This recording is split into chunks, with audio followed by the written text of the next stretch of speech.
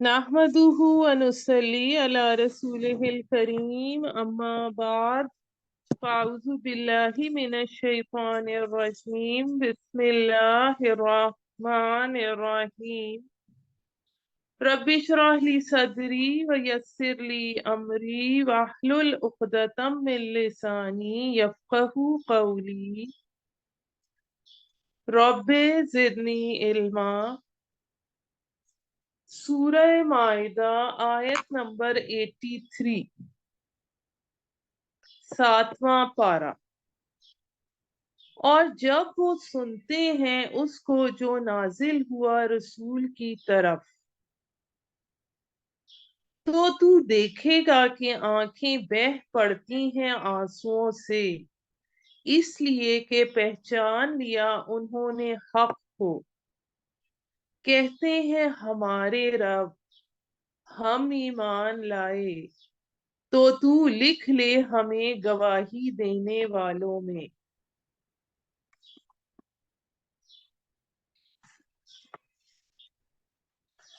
اب یہ جو ہمارے پاس ایک واقعے کی طرف اشارہ آ رہا ہے کہ مکی دور میں جب صحابہ ہجرت کر کے حبشہ گئے تو ان کے ذریعے وہاں کچھ لوگوں نے اسلام قبول کیا۔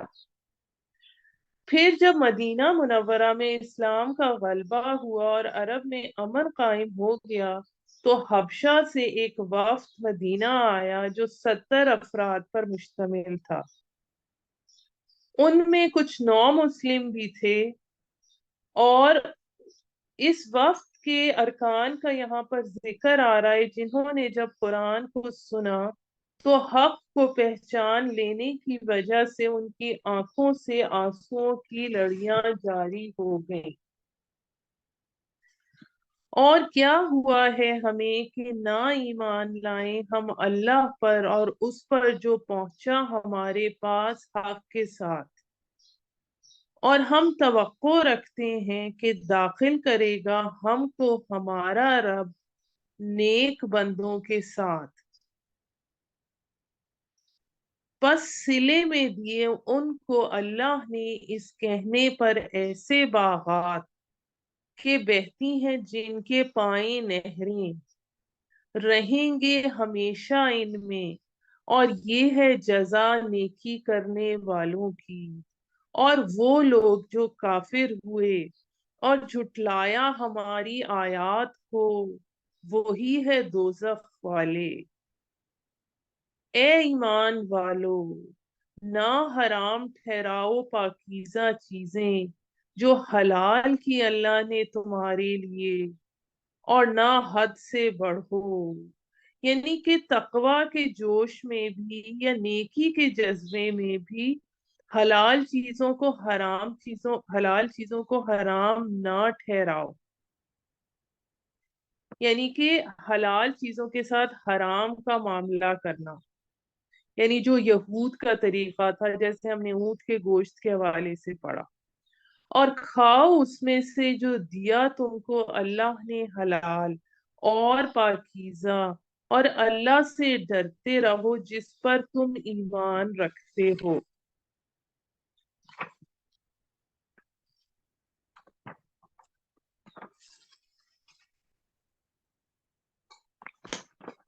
آیت نمبر 89، نہیں مواخذہ کرتا تم سے اللہ بے معنی قسموں پر تمہاری، لیکن مواخذہ کرتا ہے تم سے پختہ قسموں پر۔ اب جو ایسی جو تکیہ کلام، بعض لوگوں کا تکیہ کلام ہو جاتا ہے قسم کھانا، تو اس پر مواخذہ نہیں ہوتا۔ سو کفارہ ان کا کھانا کھلانا ہے 10 محتاجوں کو۔ اب یہاں قسم کا کفارہ آ رہا ہے، قسم توڑنے کا۔ 10 محتاجوں کو اوسط درجے کا کھانا جو کھلاتے ہو تم اپنے گھر والوں کو، یا کپڑا پہنانا ان کو، یا آزاد کرنا ایک گردن کا۔ پس جس کو میسر نہ ہو تو روزے رکھے 3 دن کے۔ یہ کفارہ ہے تمہاری قسموں کا جب تم قسم کھا بیٹھو اور توڑ دو اسے، اور حفاظت کرو اپنی قسموں کی، اس طرح بیان کرتا ہے اللہ تمہارے لیے اپنی نشانیاں تاکہ تم شکر گزار بنو۔ اب اگر کوئی غلط قسم کھا لے، جیسے کوئی شخص قسم کھا لیتا ہے میں نکاح نہیں کروں گا، تو پھر ایسی قسم کو توڑ کر اس کا کفارہ دے دینا چاہیے، جیسے ہم نے پہلے بھی پڑھا ہے کہ سورہ نور میں آتا ہے کہ حضرت ابو بکر صدیق نے حضرت مستح کی مدد نہ کرنے کی قسم کھا لی تھی، تو پھر آپ نے قسم توڑ کر اس کا کفارہ ادا کیا۔ اللہ تمہارے لیے اپنی نشانیاں اسی طرح بیان کرتا ہے، اللہ تمہارے لیے اپنی نشانیاں تاکہ تم شکر گزار بن۔ اے ایمان والو، بلا شبہ شراب اور جوا اور بت اور پاسے یہ سب گندے شیطانی اعمال ہیں، سو ان سے بچتے رہو۔ اب یہ دیکھیں یہاں پر اب یہ شراب اور جوئے کے حوالے سے آخری حکم آ رہا ہے، اور 5 سے گندے شیطانی عمل ہیں تاکہ تم تو ان سے بچتے رہو تاکہ تم فلاح پاؤ۔ ہمارے پاس پہلے یہ آیا کہ شراب اور جوئے کے نقصانات زیادہ ہیں فائدے کی نسبت، پھر یہ آیا کہ شراب کے نشے میں نماز کے قریب نہ جاؤ، تو اب یہ آیا کہ یہ گندے شیطانی اعمال ہیں، سو ان سے بچتے رہو تاکہ تم فلاح پاؤ۔ بے شک شیطان چاہتا ہے کہ ڈالے تمہارے درمیان دشمنی اور بغض شراب اور جوئے میں، اور روکے تم کو اللہ کی یاد اور نماز سے، سو کیا تم باز رہنے والے ہو؟ اب یہ ایک سخت انداز آ رہا ہے، اطاعت کرو اللہ کی اور اطاعت کرو رسول کی، اور بچتے رہو نافرمانی سے، پھر اگر تم پھر جاؤ گے تو جان لو کہ بلا شبہ ہمارے رسول کے ذمے ہے پہنچانا احکام کھول کھول کر۔ اب جو شراب ہوتی ہے اس کے نشے میں حکومتوں کے بڑے بڑے راز بھی لوگوں کی زبان سے نکل جاتے ہیں، اور پھر جو جواری ہوتا ہے اس کے حوالے سے، جوا کے حوالے سے یہ ہے کہ جب وہ ایک طرح سے محنت سے جی چرا رہا ہوتا ہے، تو ان دونوں چیزوں سے اللہ تعالیٰ نے منع فرمایا ہے۔ نہیں ہے ان لوگوں پر جو ایمان لائے اور عمل کیے نیک کچھ گناہ اس میں جو وہ کھا چکے جبکہ انہوں نے تقوی کیا، ایمان لائے اور نیک عمل کیے پھر ڈرتے رہے، اور ایمان لائے پھر ڈرتے رہے، نیکی کی اور اللہ دوست رکھتا ہے نیکی کرنے والوں کو۔ اب اس میں جو مسلمان تھے ان کے دل و دماغ میں یہ خیال آیا، یہ تشویش پیدا ہوئی کہ انہوں نے تو ساری زندگی، بہت سے لوگوں نے بہت زیادہ شراب پی تھی کہ یہ تو ہمارے جسم کا حصہ بن چکی ہے، تو اب کیا ہوگا؟ تو اللہ تعالیٰ نے کہا کہ اس میں جو ہو چکا سو ہو چکا، اب آئندہ کے لیے یہ قطعی حکم ہے۔ توبہ سے تو بڑے سے بڑے گناہ معاف ہو جاتے ہیں، اور اس میں اصل کیا چیز ہے، جو ڈرائیونگ سپرٹ ہے وہ کیا ہے؟ وہ تقوی ہے، اللہ کا ڈر ہے، پرہیزگاری ہے جو انسان کو ان تمام کاموں سے بچنے کا حکم دیتی ہے جن سے اللہ تعالیٰ نے منع فرمایا۔ اور پھر انسان پہلے اسلام کے دائرے میں داخل ہوتا ہے، پھر ایمان اس کا کم زیادہ ہوتا رہتا ہے، اور پھر وہ احسان کے درجے میں آ جاتا ہے کہ اس کو یہ معلوم محسوس ہوتا ہے کہ اللہ تعالیٰ سامنے دیکھ رہا ہے۔ تو یہ 3 درجے ہیں۔ اے ایمان والو، ضرور آزمائے گا تم کو اللہ بحالت احرام کسی قدر شکار سے جس تک پہنچ سکیں تمہارے ہاتھ، اور تمہارے نیزے تاکہ جانے اللہ کون ڈرتا ہے اس سے غائبانہ۔ پھر جس نے زیادتی کی اس کے بعد تو اس کے لیے ہے دردناک عذاب۔ اے ایمان والو، جبکہ تم احرام میں ہو اور کوئی مارے اسے تم میں سے جو اور جو کوئی مارے اسے تم میں سے جان بوجھ، اے ایمان والو نہ مارو شکار جبکہ تم احرام میں ہو، اور جو کوئی مارے اسے تم میں سے جان بوجھ کر تو اس پر بدلہ ہے مانند اس کے جو اس نے مارا۔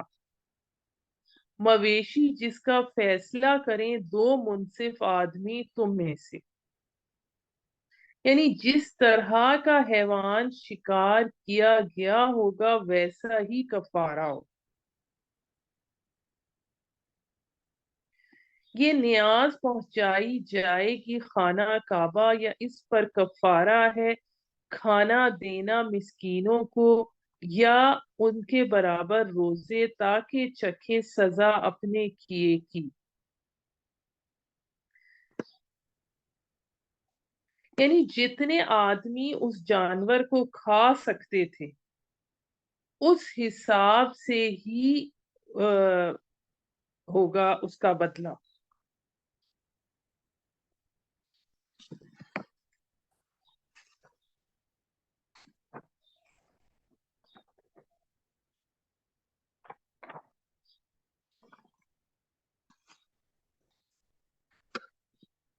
اب اس چیز کو آپ اس وقت کے دور کے حوالے سے اس طرح سمجھیے کہ ایک شخص نے احرام باندھا ہوا ہے، اب وہ سامنے اس کے کوئی ہرن پھر رہا ہے، اسے بھوک بھی لگ رہی ہے، لیکن احرام کی پابندیوں میں یہ چیز شامل ہے کہ شکار نہیں کرنا، تو اپنی بھوک کو برداشت کرے گا لیکن اللہ کے حکم کو نہیں توڑے گا، اور کفارے کے طور پہ اللہ کی راہ میں اگر اس نے شکار کر لیا تو وہی جو ویسا ہی چوپایا دینا پڑے گا، صدقہ کیا جائے گا، یعنی اگر ہرن مارا تو بھیڑ یا بکری دی جائے گی، اگر نیل گائے ماری تو پھر گائے بطور کفارہ دینی ہوگی، یعنی کہ اس جانور کی جسامت اسی کے برابر ہونی چاہیے۔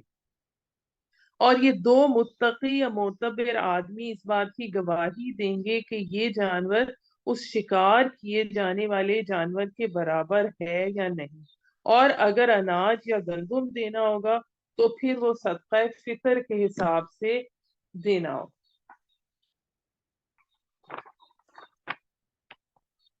یعنی یہ دیکھنا ہوگا کہ جو جانور شکار ہوا ہے اسے کتنے آدمی کھا سکتے تھے، اتنے آدمیوں کو کھانا کھلایا جائے گا یا اتنے دن کے روزے رکھے جائیں گے۔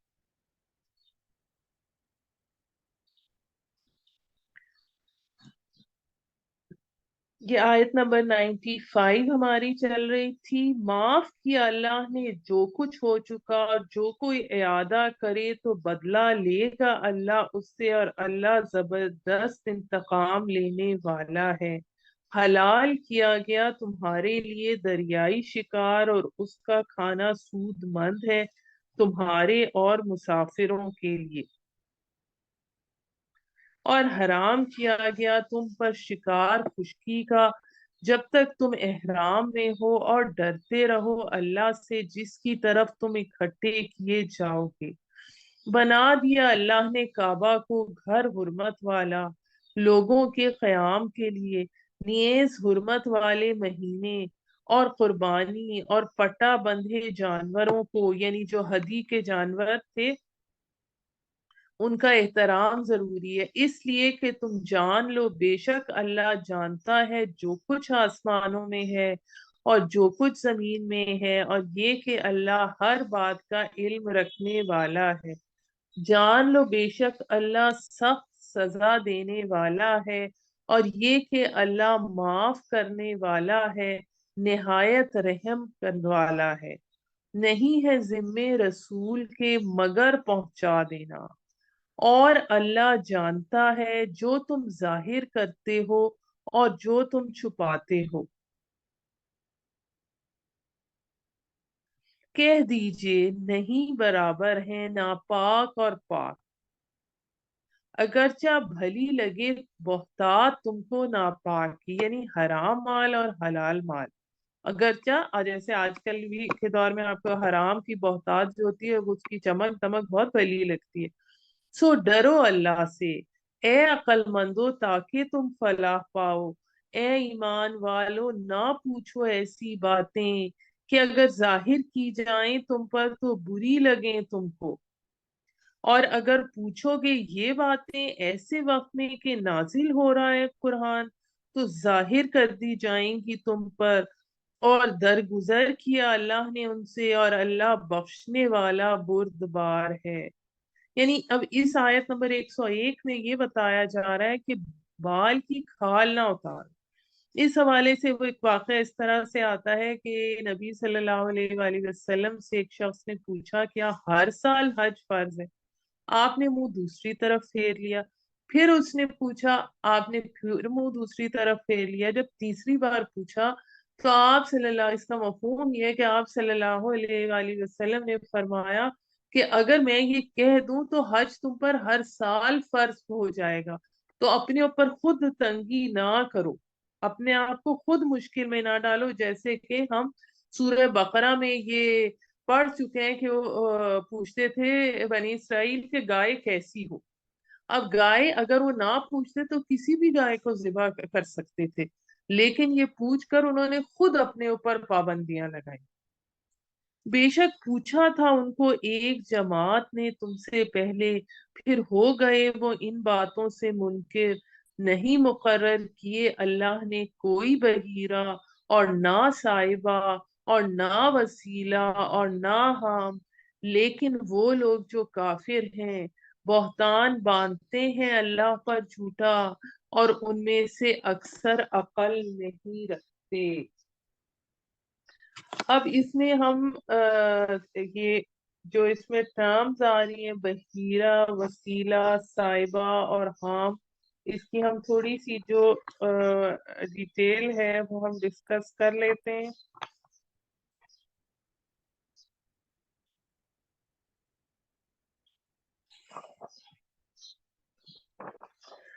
اب اس میں اس طرح سے کچھ آتا ہے کہ ان کے بارے میں مختلف اقوال ہیں، لیکن آپ کو ایک ایک جو سنگل سنگل میں اس میں سے اقوال جو بتا دیتی ہوں۔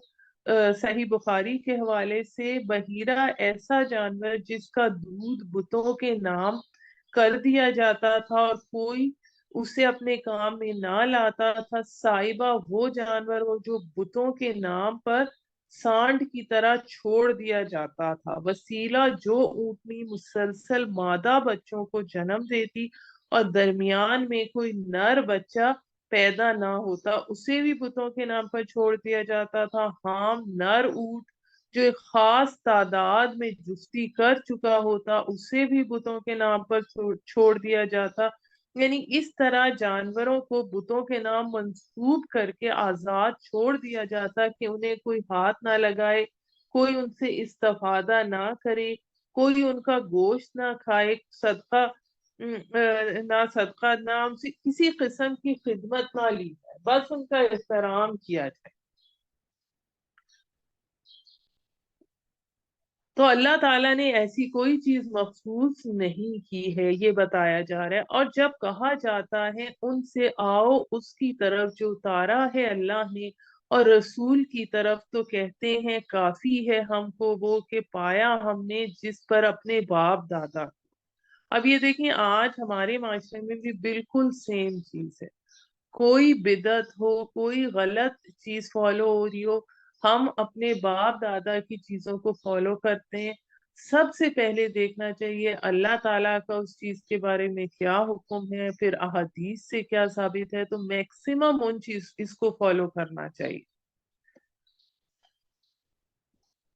اور جب اور اگرچہ ان کے باپ دادا نہ ہو علم رکھتے کچھ بھی اور نہ ہدایت یافتہ ہوں، اب جس کے بھی باپ دادا ہوں وہ ہوتے تو انسان ہے، اور ہر انسان خطا کار ہے، غلطی ہر انسان سے ہوتی ہے، تو اس وجہ سے اللہ کے حکم کو فالو کرنا چاہیے۔ اے ایمان والو تم پر لازم ہے کہ اپنی فکر کرو، کچھ نہیں بگڑتا تمہارا اور جو گمراہ ہوا جبکہ تم ہدایت یافتہ ہو، اللہ کی طرف لوٹنا ہے تم کو، پھر وہ جتلا دے گا تم کو جو کچھ تم کرتے تھے۔ یعنی تم نے امر بالمعروف و نہی عن المنکر کرتے رہنا ہے، چاہے کوئی مانے یا نہ مانے۔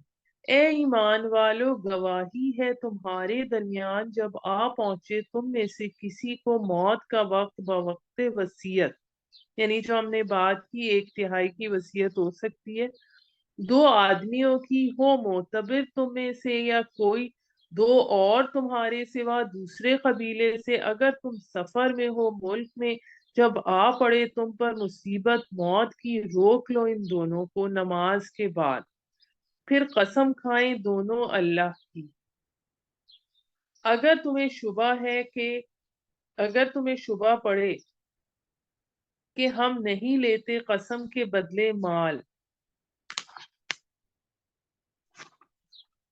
روک لو ان دونوں کو نماز کے بعد، پھر قسم کھائیں دونوں اللہ کی، اگر تمہیں شبہ پڑے کہ نہیں لیتے قسم کے بدلے میں مال،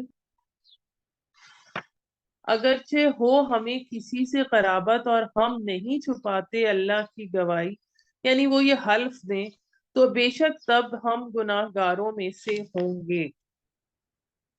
پھر اگر خبر ہوئی اس بات کی ان دونوں نے گناہ کیا، یعنی جھوٹ بولا تھا، وصیت کو بدلا تھا، تو دو اور شخص کھڑے ہوں ان کی جگہ گواہی کے لیے ان لوگوں میں سے کہ حق تلفی ہوئی ہماری، کہ ہمارا حق تلف کیا گیا ہے، وہ قریبی ہوں، جن کی وہ قریبی ہوں، پھر وہ دونوں قسم کھائیں اللہ کی کہ ہماری گواہی زیادہ درست ہے ان دونوں کی گواہی سے، اور نہیں کی ہم نے زیادتی، ورنہ تب ہم ظالموں میں سے ہوں گے۔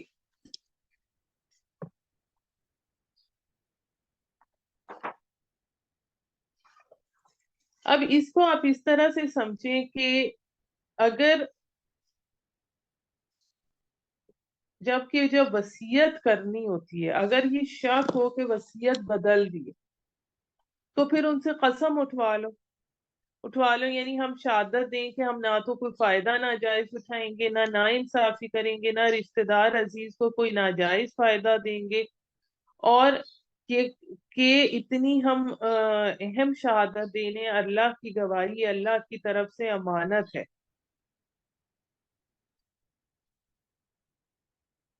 تو پھر ایسی صورت میں اب دو اور لوگ ان کی جگہ کھڑے ہوں گے، اب وہ کھڑے ہوں گے، کہیں گے یہ لوگ ہمارا حق طلب کر رہے ہیں، انہوں نے وصیت میں خیانت کی ہے، تو پھر اس کے نتیجے میں پھر وہ دونوں قسم کھائیں گے کہ ہماری گواہی زیادہ برحق ہے ان دونوں کی گواہی سے، اور ہم نے کوئی زیادتی نہیں کی، اگر ایسا ہو تو یقیناً ہم ظالموں میں سے ہوں گے۔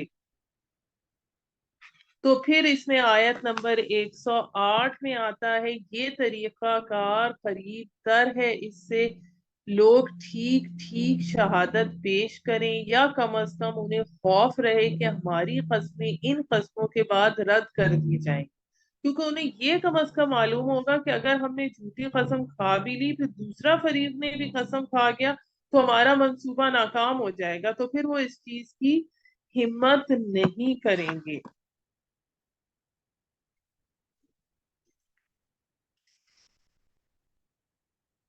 اور اللہ کا تقوی اختیار کرو اور سن رکھو، اللہ ایسے نافرمانوں کو ہدایت نہیں دیتا۔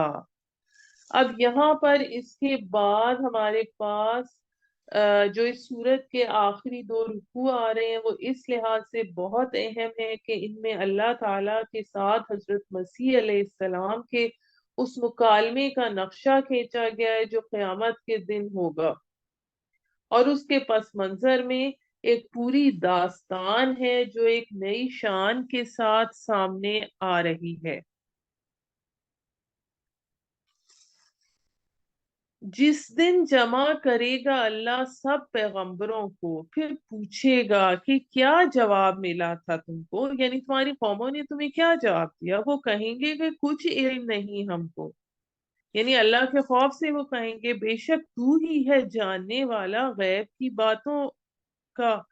جب کہے گا اللہ اے عیسیٰ ابن مریم یاد کرو میرا احسان جو تجھ پر اور تیری والدہ پر ہوا، جب مدد کی میں نے تیری روح القدس سے یعنی حضرت جبرائیل علیہ السلام سے، تو کلام کرتا تھا لوگوں سے گہوارے میں اور بڑی عمر میں،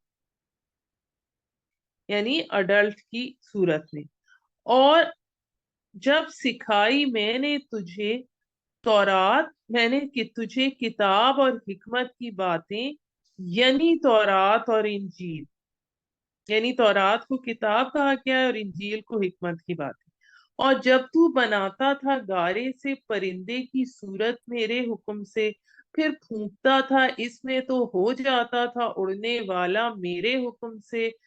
اب یہ دیکھیں اس میں بِإِذْنِی ہر جگہ آ رہا ہے، اور اچھا کرتا تھا مادر زاد اندھے اور کوڑی کو میرے حکم سے، اور جب نکالتا تھا مردوں کو میرے حکم سے، اور جب روکا تھا میں نے بنی اسرائیل کو تجھ پر زیادتی سے، جب لایا تھا تو ان کے پاس روشن دلیلیں، تو کہنے لگے وہ لوگ جو کافر تھے ان میں سے کہ یہ تو محض جادو ہے کھلا۔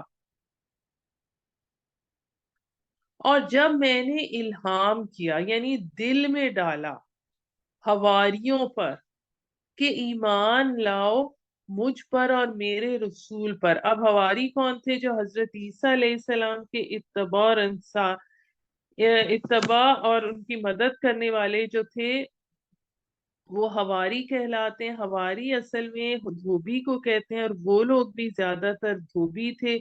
آج کل یہ زیادہ تر یہ دھوبی، اس میں دھوبی کے حوالے سے آ رہا ہے، کیونکہ آپ کی جو زیادہ تبلیغ تھی وہ پانی کے کنارے ہوتی تھی، تو اس لیے آپ کی تبلیغ میں جو آپ کے حواری تھے وہ زیادہ تر دھوبی تھے۔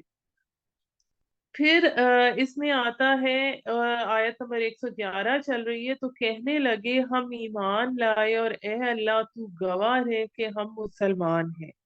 اور جب کہا حواریوں نے اے عیسیٰ ابن مریم کیا ایسا کر سکتا ہے تیرا رب کہ اتار دے ہم پر خوان آسمان سے۔ اب مائدہ کا لفظ یہاں پر اس میں آ رہا ہے جو اس سورت کا نام ہے، یعنی خوان۔ اس نے جواب دیا ڈرو اللہ سے اگر ہو تو مومن۔ انہوں نے کہا ہم چاہتے ہیں کہ کھائیں اس میں سے اور مطمئن ہو جائیں ہمارے دل، اور ہم جان لیں کہ بے شک تو نے سچ کہا ہے ہم سے، اور ہوں ہم اس پر گواہ، یعنی مشاہدہ مان گئے۔ کہا عیسیٰ ابن مریم نے، اب یہ ان کی یہاں پر دعا آ رہی ہے، اے اللہ اے ہمارے رب نازل کر ہم پر خوان آسمان سے، کہ ہو ہمارے لیے عید، ہمارے پہلوں اور پچھلوں کے لیے ہو نشانی تیری طرف سے، اور روزی دے ہم کو، اور تو ہی ہے سب سے بہتر روزی دینے والا۔ کہا اللہ نے بے شک میں وہ اتاروں گا تم پر پھر جس نے ناشکری کی اس کے بعد تم میں سے، تو عذاب دوں گا اس کو ایسا عذاب کہ نہیں دوں گا ایسا عذاب کسی کو جہان میں۔ اب وہ جو خوان اترا تھا اللہ تعالیٰ نے ان پر خوان نازل کر فرمایا، وہ اتوار کے روز نازل ہوا جو عیسائیوں کی عید ہے، اور اس لیے کہ یہ نزول جو ہے یہ خوان کا ان کی درخواست کی وجہ سے وہ ان کے لیے خوشی کا موجب ہو جائے، لیکن اللہ تعالیٰ نے اس کے بعد ناشکری کرنے والوں کے لیے بے مثل عذاب کی وعید دی۔ آیت نمبر 116، اور جب کہنے لگا اللہ اے عیسیٰ ابن مریم کیا تو نے کہا تھا لوگوں سے کہ بنا لو مجھے اور میری ماں کو دو معبود اللہ کے سوا؟ کہیں گا عیسیٰ تو پاک ہے، نہیں زیب دیتا مجھے کہ میں کہوں وہ بات جس کا نہیں ہے مجھے حق۔ اگر میں نے یہ کہا ہوگا تو بے شک تجھے اس کا علم ہوگا، تو جانتا ہے وہ جو میرے جی میں ہے، اور نہیں جانتا میں وہ جو تیرے جی میں ہے، اور بے شک تو ہی جاننے والا ہے غیب کی باتوں کو۔ نہیں کہا میں نے ان سے مگر وہی جس کا حکم دیا تو نے مجھ کو، کہ عبادت کرو اللہ کی جو رب ہے میرا اور رب تمہارا۔ اور تھا میں ان پر نگران جب تک رہا میں ان میں، پھر جب اٹھا لیا تو نے مجھے دنیا سے، تو تھا تو نگہبان ان پر، اور تو ہر چیز سے خبردار ہے۔ اب یہ حضرت عیسیٰ علیہ السلام جو ہیں وہ فرما رہے ہیں کہ اللہ تعالیٰ تو اب ان کے گناہ پر جو وہ شرک کر رہے ہیں اس پر تو علم رکھتا ہے، تو ہر چیز پر ان کی ہر بات سے خبردار ہے۔ یہ یہاں پہ نوٹ کر لیجئے کہ جو یہاں پر توفی تنی آ رہا ہے آیت نمبر 117 میں، یہ موت کے معنوں میں نہیں ہے، جیسا کہ سورہ آل عمران کی آیت نمبر 55 میں انی متوفی کا ہم پڑھ چکے ہیں۔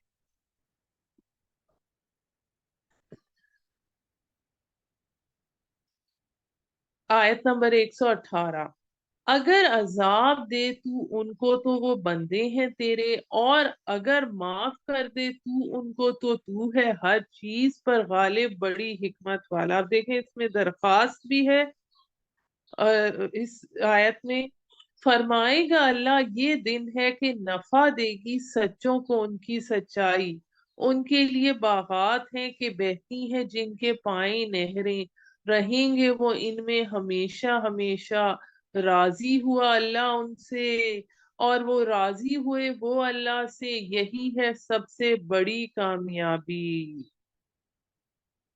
اللہ کے لیے ہے بادشاہی آسمانوں اور زمین کی اور جو کچھ ان میں ہے، اور وہ ہر چیز پر پوری طرح قادر ہے۔ اب ہمارے پاس یہاں پر اللہ کے فضل سے سورہ مائدہ مکمل ہو گئی۔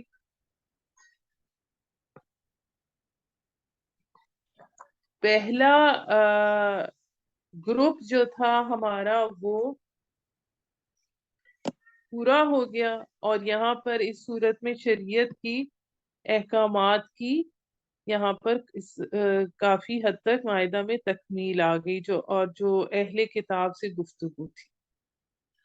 اب یہاں پر ہمارے پاس آگے شروع ہو رہی ہے سورہ انعام، اور ہمارے پاس یہ جو اگلا گروپ شروع ہو رہا ہے اس میں 4 صورتیں آ رہی ہیں، سورہ انعام، سورہ اعراف، یہ دونوں مکی صورتیں ہیں۔ پھر سورہ انفال اور سورہ توبہ، یہ دونوں مدنی صورتیں ہیں۔ اور آپ یوں کہہ لیجئے اب ہم اس وقت قرآن کی مدنی جنت سے مکی جنت میں داخل ہو رہے ہیں۔ اب اس میں یہاں میں آپ کو یہ بھی بتاتی چلوں کہ 7 پاروں کے فرق سے الحمدللہ کے الفاظ سے صورتیں شروع ہو رہی ہیں۔ سب سے پہلے سورہ فاتحہ شروع ہوئی، اب یہاں سورہ انعام شروع ہو رہی ہے۔ اس کے بعد آگے 7 پارے کے فرق سے ہمارے پاس شروع ہو رہی ہے سورہ کہف۔ پھر اس کے بعد 7 پارے کے فرق سے ہمارے پاس شروع ہو رہی ہیں سورہ سبا اور سورہ فاطر، الحمدللہ کے الفاظ کے ساتھ۔ یہ جو سورہ انعام ہے یہ ایک وقت میں نازل ہوئی، اور 70,000 فرشتوں کے ساتھ حضرت جبرائیل علیہ السلام اس کو لے کر نازل ہوئے۔ اور یہاں میں آپ کو بتاتی چلوں کہ جو ہمارے پاس مکی صورتیں ہیں ان میں توحید، ایمانیات، اخلاقیات اور آخرت، ان سب موضوعات کا ذکر ہے، اور اس میں 2 طریقوں سے اللہ تعالیٰ نے سمجھایا ہوا ہے۔ ایک تذکیر بآلاء اللہ، یعنی اللہ کی نعمتوں کے ذریعے نصیحت، اور ایک تذکیر بایام اللہ، یعنی اللہ کے بڑے دنوں کے حوالے سے جو نصیحت کی گئی ہے۔ مکی قرآن تقریباً 2/3 ہے اور مدنی 1/3 ہے. یہ جو سورت اس سے پہلے جو ہم پڑھتے آ رہے تھے ابھی کافی دیر اس میں زیادہ دیر اہل کتاب سے گفتگو تھی. اب یہاں پر ہمارے پاس مشرکین مکہ سے گفتگو آ رہی ہے. تو ہم سورہ انعام شروع کرتے ہیں. بسم اللہ الرحمن الرحیم. سب تعریفیں اللہ ہی کے لیے ہیں جس نے پیدا کیا آسمان اور زمین اور بنایا اندھیرا اور اجالا. پھر جو کوئی کافر ہیں اپنے رب کے ساتھ ہمسر ٹھہراتے ہیں. وہی تو ہے جس نے پیدا کیا تم کو مٹی سے پھر مقرر کر دیا وقت. اور وقت مقرر ہے اللہ کے نزدیک پھر بھی تم شک کرتے ہو. وہی ہے اللہ آسمانوں میں اور زمین میں. جانتا ہے تمہارا باطن اور تمہارا ظاہر اور جانتا ہے اس کو جو کچھ تم کرتے ہو. نہیں آتی ان کے پاس کوئی نشانی نشانیوں میں سے ان کے رب کی مگر وہ اس سے روگردانی کرتے ہیں.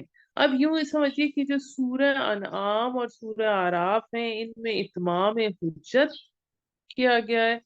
اور سورہ انفال اور سورہ توبہ جو آگے آئیں گی اس میں جو ان پر عذاب نازل ہوا ہے اس کا ذکر ہے.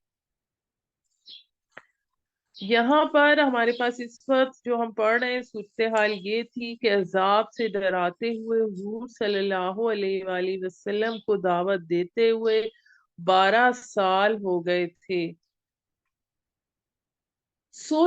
آیت نمبر 5. سو بے شک جھٹلایا انہوں نے حق کو جب وہ آیا ان کے پاس. ان قریب آ پہنچیں گی ان کے پاس خبریں ان باتوں کی جن کا وہ مذاق اڑاتے تھے. کیا وہ نہیں دیکھتے کہ کتنی ہلاک کر دی ہم نے ان سے پہلے امتیں جنہیں اقتدار دیا تھا ہم نے زمین میں. اب کون سی قومیں تھیں؟ جیسے عاد، سمود، حضرت نوح علیہ السلام کی قوم. جتنا کہ نہیں دیا اقتدار تمہیں اور بھیجا ہم نے میاں آسمان سے ان پر لگاتار اور بنا دی ہم نے نہریں جو رواں ہیں ان کے گھروں کے نیچے. پھر ہلاک کیا ہم نے ان کو باوجہ ان کے گناہوں کے اور پیدا کیا ہم نے ان کے بعد دوسری امتوں کو. اگر نازل کر دیں ہم تم پر لکھا ہوا کاغذ پر قرآن. اب یہ اس صورت کا جو مین مضمون ہے وہ یہ آ رہا ہے. اگر نازل کر دیں ہم تم پر لکھا ہوا کاغذ پر قرآن پھر وہ چھو بھی لیں اس کو اپنے ہاتھوں سے تو وہ کہیں گے جو کافر ہیں کہ نہیں ہے یہ مگر جادو سریحن. اور کہتے ہیں کیوں نہیں اتارا گیا اس نبی پر فرشتہ. اگر ہم اتارتے فرشتہ تو فیصلہ ہو چکا ہوتا پھر بھی نہ ملتی انہیں مہلت. یعنی وہ کوئی حصی معجزہ مانگتے تھے کہ ہمارے سامنے کوئی حصی معجزہ لے کر آؤ پھر ہم یقین لائیں. جیسے سونے کا احد کے پہاڑ کا سونے کا بنا دیں، چشمہ جاری کر دیں. اور اگر ہم بناتے اس کو فرشتہ تو بھیجتے ہمیں اسے آدمی کی صورت میں اور شبہ میں ڈالتے ہم ان کو جس شبہ میں وہ اب مبتلا ہیں.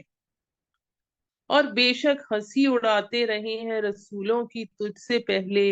پھر آ گیا ان کو جو ہنسی اڑاتے تھے ان میں سے اس عذاب نے جس کا وہ مذاق اڑاتے تھے.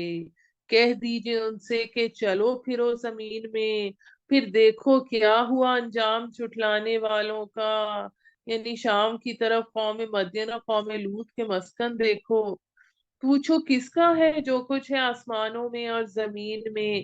کہہ دیجئے اللہ ہی کا ہے. لازم کر لی ہے اس نے اپنے اوپر رحمت. ضرور جمع کرے گا تم کو روز قیامت کے کوئی شک نہیں جس میں. اور جو خسارے میں ڈال چکے ہیں اپنی جانوں کو وہی ہیں جو ایمان نہیں لاتے. اور اللہ ہی کا ہے جو کچھ رہتا بستا ہے رات میں. یعنی جن پر سورج نکلتا ہے یا ڈوبتا ہے رات میں اور دن میں. اور وہی ہے ہر بات کا سننے والا سب کچھ جاننے والا. کہہ دو کہ اللہ کے سوا بنا ہوں مددگار جو پیدا کرنے والا ہے آسمانوں کا اور زمین کا، اور وہی کھلاتا ہے اور نہیں کھلایا جاتا۔ کہہ دیجئے بے شک مجھ کو حکم ہوا ہے کہ بنوں میں سب سے پہلے حکم ماننے والا اور نہ ہو جاؤں شرک کرنے والوں میں سے، کیونکہ وہ جو رب ہے وہ تو اسے کھانے پینے کی ضرورت سے وہ پاک ہے، اسے اس کی حاجت ہی نہیں ہے۔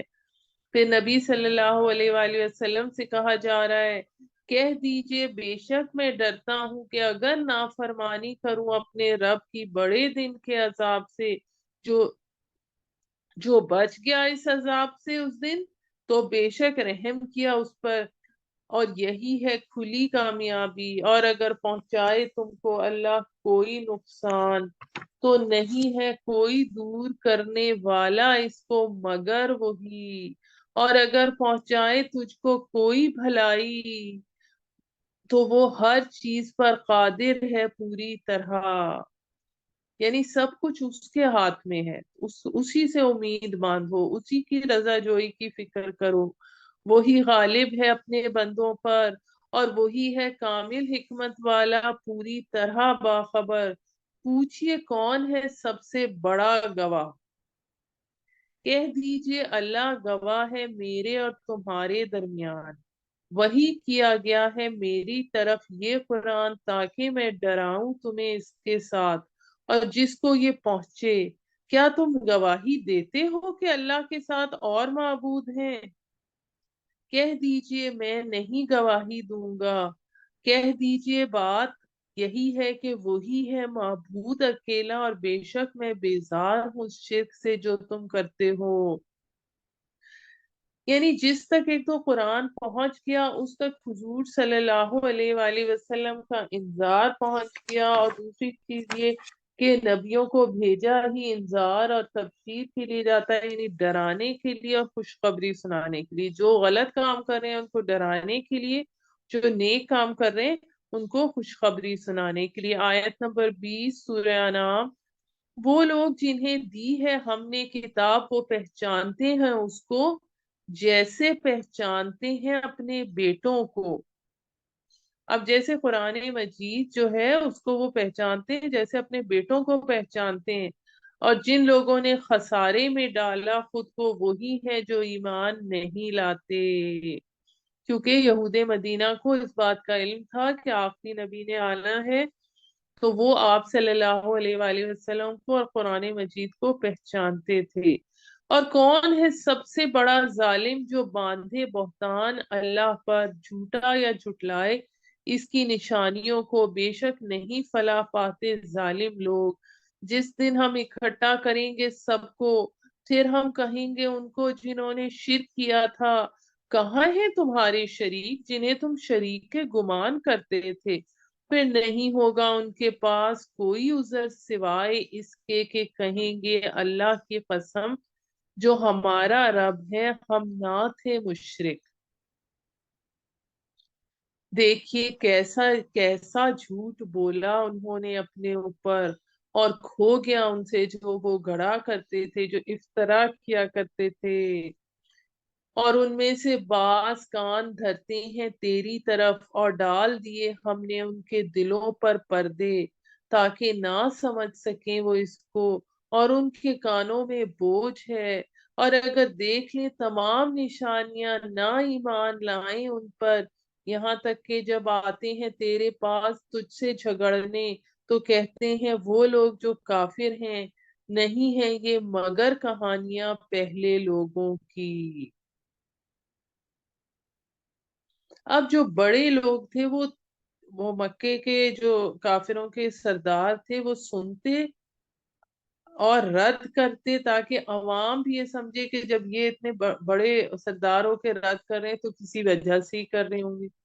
وہ روکتے ہیں اس سے، وہ آیت نمبر 26، وہ روکتے ہیں اس سے اور بھاگتے ہیں اس سے خود بھی، اور نہیں ہلاک کرتے مگر اپنے آپ کو، اور وہ اس کی سمجھ نہیں رکھتے۔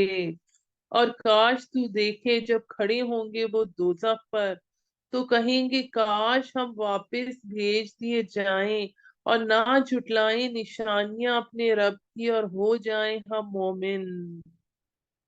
یعنی اصل چیز تو غیب پر ہی ایمان لانا ہے، بلکہ ظاہر ہو گیا ان کے لیے وہ جو کچھ چھپاتے تھے اس سے پہلے، اور اگر وہ لوٹا دیے جائیں تو پھر وہی کریں جس سے منع کیے گئے تھے، اور وہ تو ہیں ہی جھوٹے. یعنی اگر انہیں موقع مل جائے دنیا میں آنے کا تو پھر وہ اس دنیا میں مست ہو جائیں گے، شرک کرنے لگیں گے. اور کہتے ہیں کہ کچھ نہیں مگر ہماری دنیاوی زندگی، اور نہیں ہے ہم پھر زندہ کیے جانے والے. اور کاش تو دیکھے جب کھڑے کیے جائیں گے اپنے رب کے سامنے، فرمائے گا کیا نہیں ہے یہ دن سچ؟ وہ کہیں گے کیوں نہیں، قسم ہے ہمارے رب کی. فرمائے گا سو چکھو عذاب اس کے بدلے میں کہ تم کفر کرتے تھے.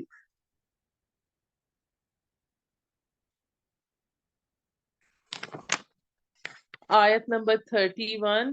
بے شک خسارے میں رہے جنہوں نے جھٹلایا اللہ سے ملاقات کو، یہاں تک کہ جب آ پہنچے گی ان پر قیامت اچانک کہیں گے افسوس کیسی کوتاہی کی ہم نے اس معاملے میں، اور وہ اٹھائیں گے اپنے گناہوں کا بوجھ اپنی پیٹھوں پر. خبردار کیسا ہے بوجھ جو وہ اٹھائیں گے. اور نہیں دنیاوی زندگی مگر کھیل اور تماشا. اب اس میں کیا بتایا جا رہا ہے آیت نمبر 32 میں، کہ دنیا جو ہے وہ آخرت کی کھیتی ہے، اور البتہ حدیث میں آتا ہے یہ، اور البتہ آخرت کا گھر بہتر ہے ان لوگوں کے لیے جو تقوی اختیار کرتے ہیں. بے شک ہم جانتے ہیں باتیں رنجیدہ کرنے والی تجھے، جو وہ کہتے ہیں سو وہ نہیں جھٹلاتے تجھ کو، لیکن ظالم تو اللہ کی آیات کا انکار کرتے ہیں. اب یوں سمجھیے جیسے ایک سٹیج ڈرامہ ہے جس میں ہر انسان کو ایک کیریکٹر دیا گیا ہے.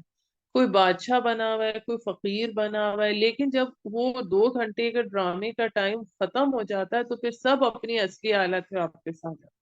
تو یہ دنیا کی زندگی بھی جو ہے یہ ایک اسی طرح کی تھوڑے سے ٹائم کا ٹیسٹ ہے جس میں ایک کردار ایک شخص کو دیا گیا ہے، اس کے بعد سب نے برابر ہو جانا. یا یوں کہہ لیجیے ایک پیپر ہے 2 گھنٹے کا جس میں امتحان دے رہے ہیں، اور پھر وہ ٹائم ختم ہو جائے گا تو اس کی بنیاد پہ پھر ریزلٹ فار ایور ہو. آیت نمبر 33. بے شک ہم جانتے ہیں باتیں رنجیدہ کرنے والی تجھے، جو وہ کہتے ہیں سو وہ نہیں جھٹلاتے تجھ کو، لیکن ظالم تو اللہ کی آیات کا انکار کرتے ہیں. بے شک جھٹلائے گئے بہت سے رسول تجھ سے پہلے، بس انہوں نے صبر کیا جھٹلائے جانے پر اور ایذا رسانی پر، حتیٰ کہ پہنچی ان کو ہماری مدد، اور کوئی نہیں بدل سکتا اللہ کی باتیں. البتہ آ چکی تیرے پاس کچھ خبر رسولوں کی، اور اگر گراں ہے تجھ پر ان کی بے رخی. اب یہ بہت سخت آیت آ رہی ہے، نبی صلی اللہ علیہ وآلہ وسلم سے کہا جا رہا ہے اگر گراں ہے تجھ پر ان کی بے رخی، تو اگر تجھ سے بان پڑے کہ ڈھونڈ لے کوئی سرنگ زمین میں یا سیڑھی آسمان میں، پھر لے آئے ان کے پاس کوئی معجزہ. اگر چاہتا اللہ تو جمع کر دیتا ان کو سیدھی راہ پر، سو مت ہو تو نادانوں میں سے. یعنی کہ کفار مکہ جو بار بار معجزہ مانگ رہے تھے، اور آپ صلی اللہ علیہ وآلہ وسلم چاہ رہے تھے کہ وہ کسی طرح وہ لوگ ایمان لے آئے، تو نبی صلی اللہ علیہ وآلہ وسلم سے کہا جا رہا ہے کہ آپ کوئی سرنگ بنا لیں زمین میں یا سیڑھی آسمان میں لگا لیں، پھر لے آئیں ان کو معجزہ، لیکن اللہ تعالی معجزہ نہیں دکھائیں گے. تو اس وقت یہ صورتحال تھی کہ نبی صلی اللہ علیہ وآلہ وسلم چکی کے 2 پارٹوں کے بیچ میں پس رہے تھے کہ کفار مکہ کہتے تھے کہ معجزہ دکھا، اور اللہ تعالیٰ کا حکم یہ تھا کہ معجزہ نہیں دکھایا جائے گا. یہاں پر ہمارا آیت نمبر 35 پر نصف ہو گیا ہے. तो हम यहाँ पर 7 मिनट की ब्रेक लेते हैं। अभी 11:56 हो रहे हैं, तो 12:03 पर हम इंशाल्लाह इसके बाद से कंटिन्यू करेंगे।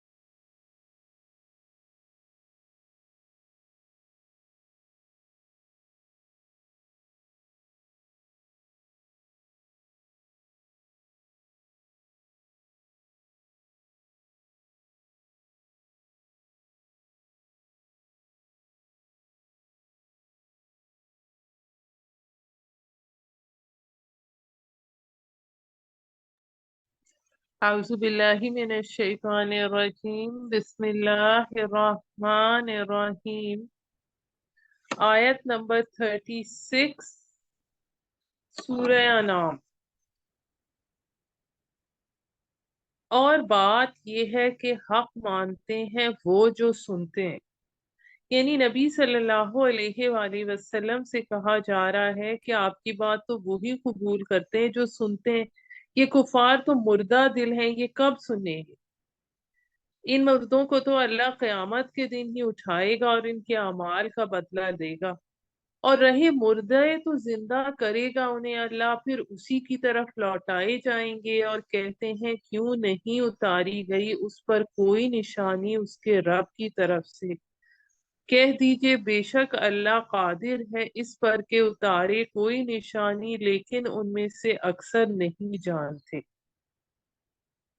یعنی وہ یہ نہیں جانتے کہ مہلت ختم ہو جائے گی، اللہ کی طرف سے عذاب نہ آ جائے، اور کہ نہیں ہے کوئی چلنے والا جانور زمین میں، اور نہ کوئی پرندہ جو اڑتا ہے اپنے دو پروں پر، مگر امتیں ہیں تمہاری مانند، نہیں کسر چھوڑی ہم نے ان کے نوشتے میں کسی چیز کی، پھر سب اپنے رب کی طرف جمع ہوں گے،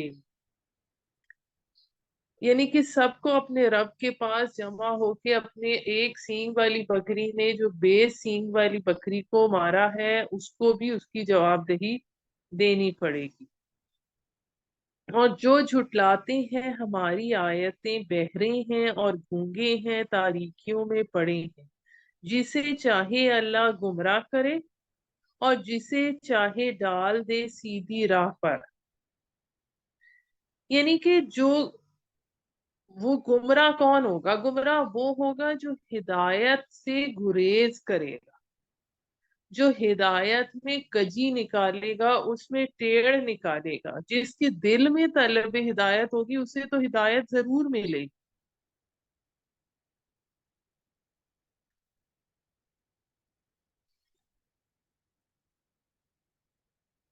آیت نمبر 40، کہہ دیجئے ذرا دیکھو تو اگر آئے تم پر عذاب اللہ کا یا آئے تم پر قیامت تو کیا اللہ کے سوا پکارو گے تم اگر تم سچے ہو؟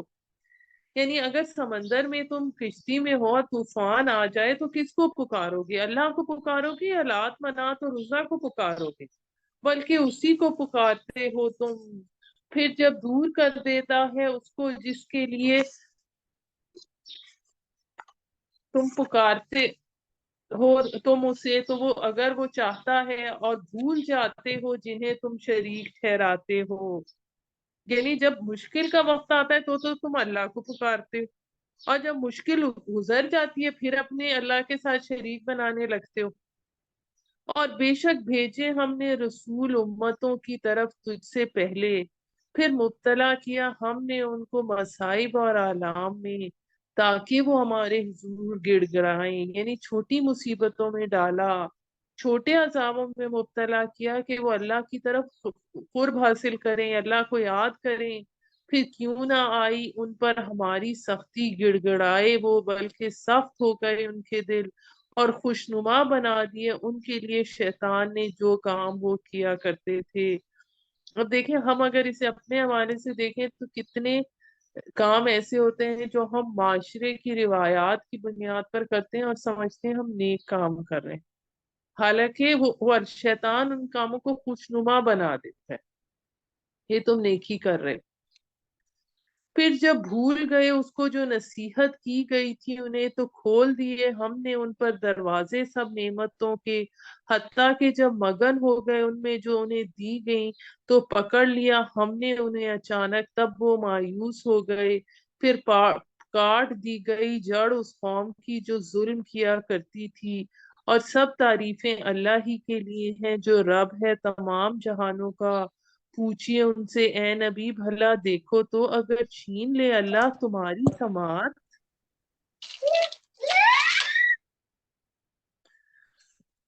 پوچھئے ان سے اے نبی بھلا دیکھو تو اگر چھین لے اللہ تمہاری سماعت اور تمہاری بینائی، اور مہر کر دے تمہارے دلوں پر، تو کون سا معبود ہے اللہ کے سوا جو دے تم کو یہ چیزیں؟ دیکھیے کس طرح ہم بیان کرتے ہیں دلیلیں، پھر وہ بھی وہ روگردانی کرتے ہیں۔ یعنی اگر کسی انسان کی سماعت چلی جائے یا بصارت چلی جائے تو پھر اللہ تعالیٰ کے سوا کوئی دے سکتا ہے؟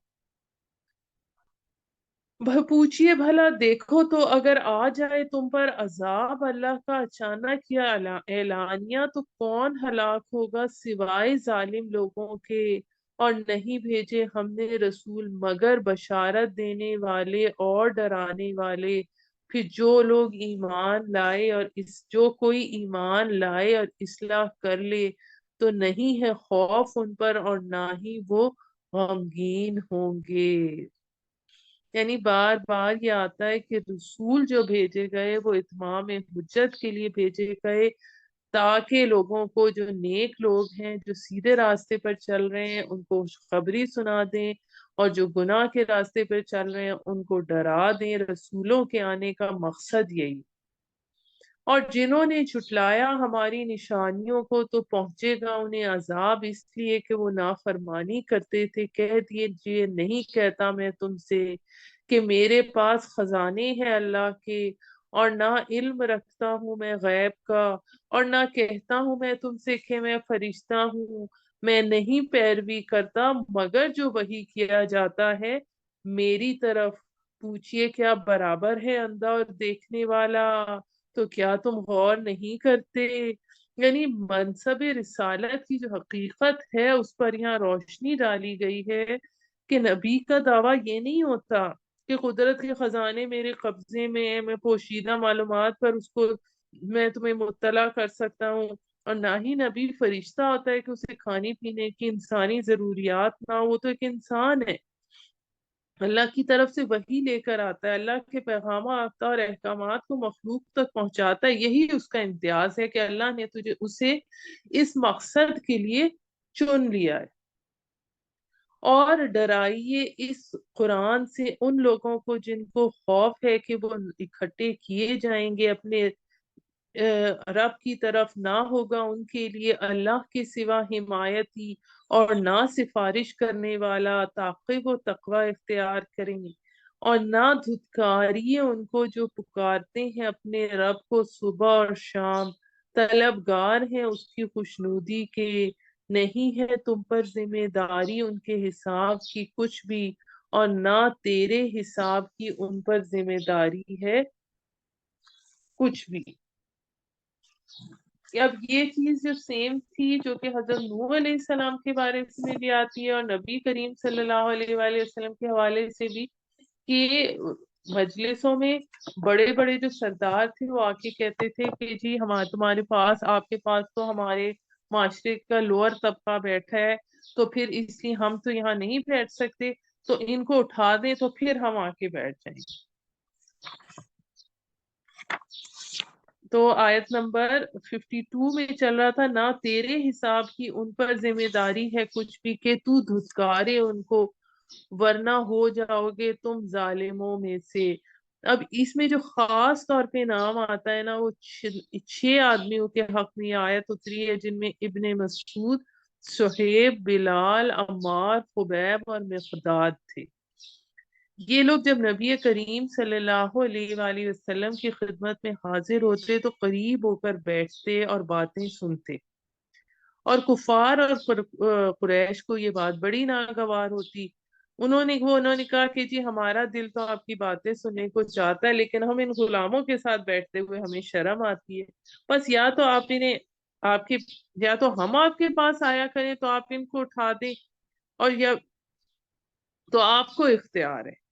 تو اتنے میں جبرائیل علیہ السلام یہ آیت لے کر اترے کہ اللہ کے طلبگار غریب ہیں لیکن ان کی خاطر مقدم رکھنی چاہیے، تب سے آپ ان کی بہت خاطر کرنے لگے۔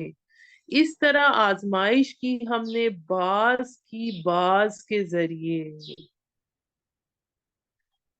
یعنی بات جو کہہ رہا ہے وہ صحیح، جو کون صحیح کہہ رہا ہے، غریب کہہ رہا ہے یا امیر کہہ رہا ہے، تاکہ وہ کہیں کیا یہی ہے کہ انعام کیا جن پر اللہ نے ہم پہ؟ کیا نہیں ہے اللہ جاننے والا شکر گزار بندوں کو؟ جیسا کہ ہم سورہ بقرہ میں بھی پڑھ چکے ہیں، جو طالوت تھا اس پر بھی یہی تھا نا، الزام تھا کہ وہ مالدار تو نہیں ہے تو ہم اس کو کیوں اپنا بادشاہ بنائیں، وہ تو غریب ہے۔ اور جب آئیں ہم تیرے پاس وہ جو ایمان لائے ہماری آیات پر، تو کہیے کہ سلامتی ہے تم پر، لازم کر لیا تمہارے رب نے اپنے اوپر رحمت کا شیوا۔ جو کوئی کرے گا تم میں سے برائی نادانی کی بنیاد پر، پھر توبہ کر لے اس کے بعد اور اصلاح کر لے، تو بے شک وہ بخشنے والا نہایت رحم کرنے والا ہے۔ اسی طرح تفصیل سے بیان کرتے ہیں ہم اپنی نشانیاں، تاکہ نمایاں ہو جائے گناہگاروں کا راستہ، یعنی یہ بات واضح ہو جائے کہ کون سا گناہگاروں کا، مجرموں کا راستہ ہے، کون سا نیک لوگوں کا راستہ۔ کہہ دیجئے مجھے روک دیا گیا کہ میں عبادت کروں ان کی جنہیں تم پکارتے ہو اللہ کے سوا۔ کہہ دیجئے نہیں میں پیروی کرتا، یعنی جو لات منات اور عزا تھے، نہیں میں پیروی کرتا تمہاری خواہشات کی، ورنہ گمراہ ہو جاؤں گا اس وقت اور نہ ہوں گا میں ہدایت پانے والوں میں سے۔ کہہ دیجئے بے شک میں ہوں روشن دلیل پر اپنے رب کی، اور جھٹلا دیا تم نے اس کو، یعنی اپنے ایک جو عقل سلیم تھی، پھر اس کے بعد اس پر وحی آئی، اور جھٹلا دیا تم نے اس کو، نہیں ہے میرے پاس وہ کہ جلدی کر رہے ہو تم، جس کے لیے نہیں ہے حکومت مگر اللہ کی، وہ بیان کرتا ہے حق اور وہی ہے سب سے اچھا فیصلہ کرنے والا۔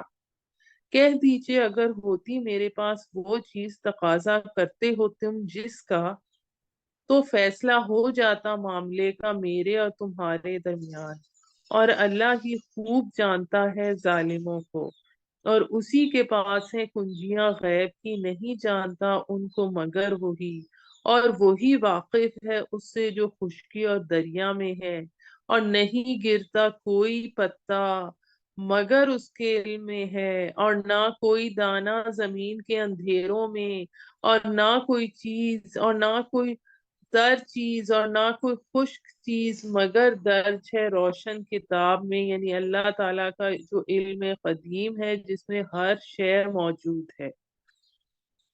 اور وہی ہے جو موت طاری کرتا ہے تم پر رات کو، یعنی کہ جس میں صرف شعور چلا جاتا ہے، اور جانتا ہے جو کچھ تم نے کیا دن میں، پھر اٹھا کر کھڑا کرتا ہے تمہیں دن میں، تاکہ پوری ہو مدت مقررہ زندگی کی، پھر اسی کی طرف لوٹنا ہے تمہیں، پھر وہ بتائے گا تمہیں جو کچھ تم کرتے رہے۔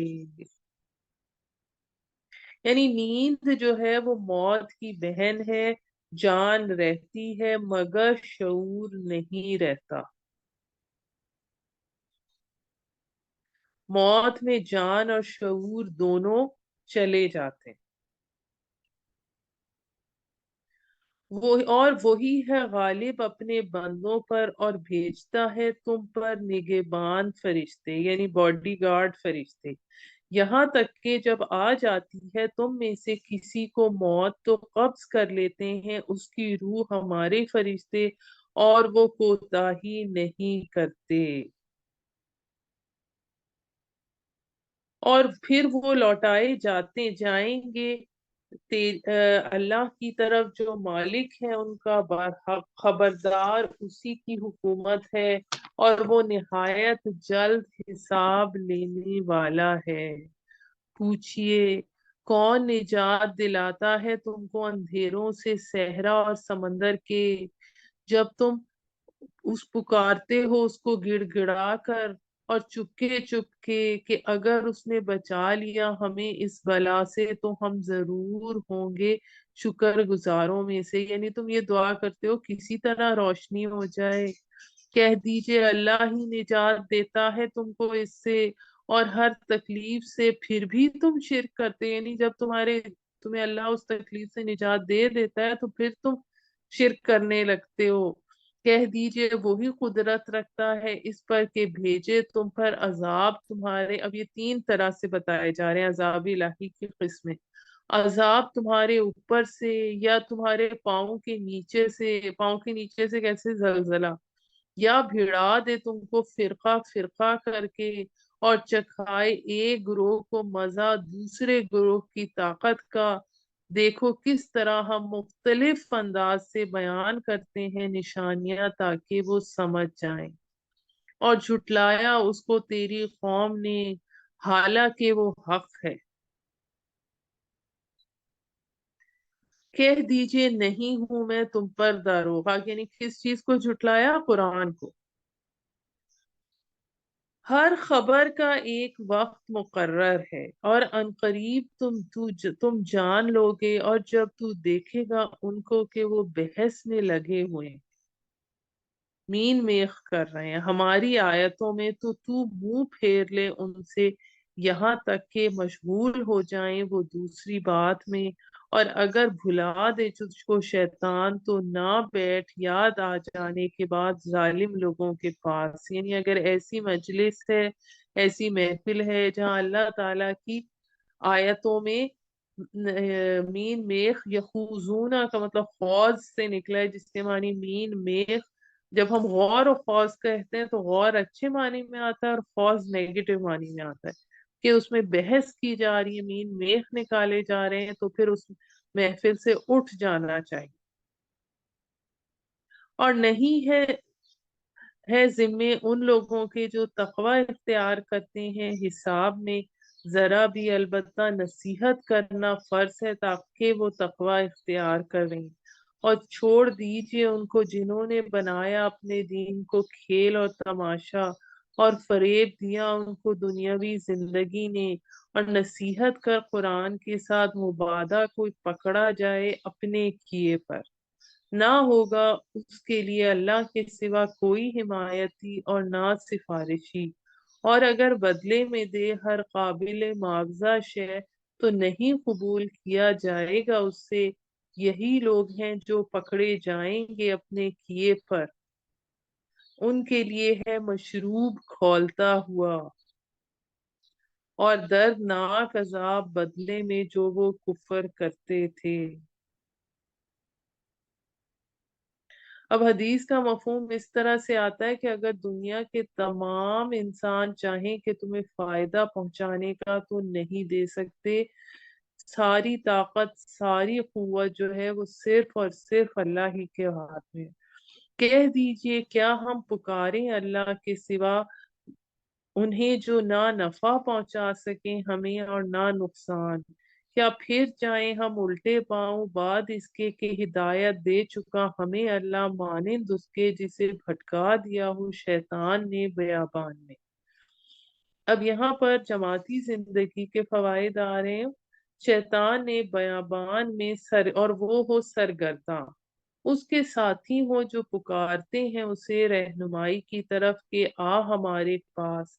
کہہ دیجئے بے شک جو راہ بتلائی اللہ نے وہی ہدایت ہے، اور ہمیں حکم ہے کہ مطیع ہوں رب العالمین کا۔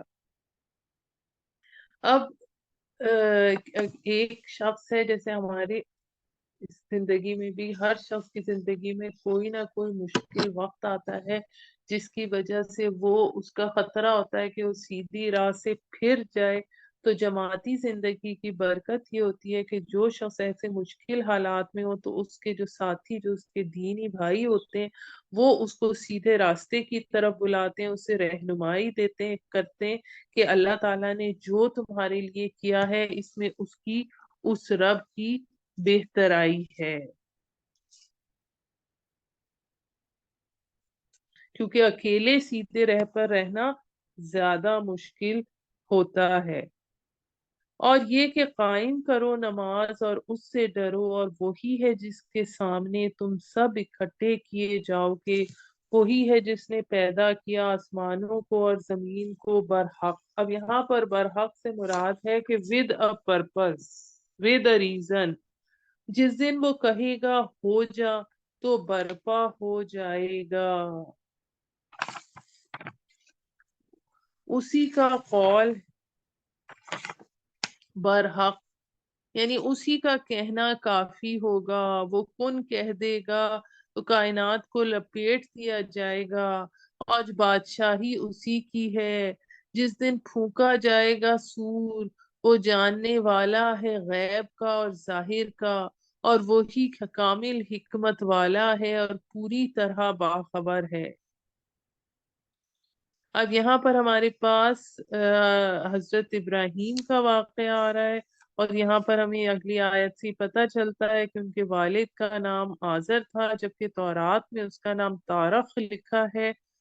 تو اللہ تعالیٰ نے بتا رہے ہیں آیت نمبر 74 میں، اور جب کہا ابراہیم علیہ السلام نے اپنے باپ آزر سے، کیا مانتا ہے تو بتوں کو معبود؟